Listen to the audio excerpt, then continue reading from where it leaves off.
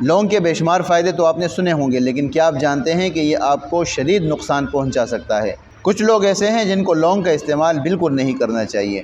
افسوس کی بات ہے کہ ہمارے بہت سارے یوٹیوبر حضرات جہاں لونگ کے بے شمار فائدے بتاتے ہیں، وہاں اس کے استعمال سے ہونے والے نقصانات کا تذکرہ نہیں کرتے۔ لونگ خون کو پتلا کرتا ہے، لہٰذا وہ لوگ جو خون کو پتلا کرنے والی دوائیاں استعمال کر رہے ہیں ان کو لونگ کا استعمال نہیں کرنا چاہیے، اس لیے کہ اس سے ان کو بلیڈنگ ہو سکتی ہے۔ لونگ شوگر لیول کو کم کرتا ہے، لہٰذا ایسے لوگ جو شوگر کم کرنے کی دوائیاں استعمال کر رہے ہیں وہ لونگ کا استعمال نہ کریں، کیونکہ اس سے شوگر لیول خطرناک حد تک گر سکتا ہے۔ لونگ کی تاثیر گرم اور خشک ہے۔ اس کا زیادہ استعمال معدے میں جلن، تیزابیت، متلی اور بعض صورتوں میں السر کا باعث بن سکتا ہے۔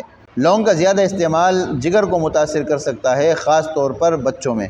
اگرچہ لونگ دانت کے درد میں مفید ہے، لیکن اس کا خالص تیل مسوڑوں کے زخم اور اس کے چھالوں کو نقصان پہنچا سکتا ہے۔ ایسے میں اس کو ہمیشہ دوسرے تیل کے ساتھ ملا کر استعمال کرنا چاہیے، مثال کے طور پر زیتون کے تیل یا ناریل کے تیل کے ساتھ۔ پریگنینسی کے دوران اس کے استعمال میں احتیاط کرنی چاہیے۔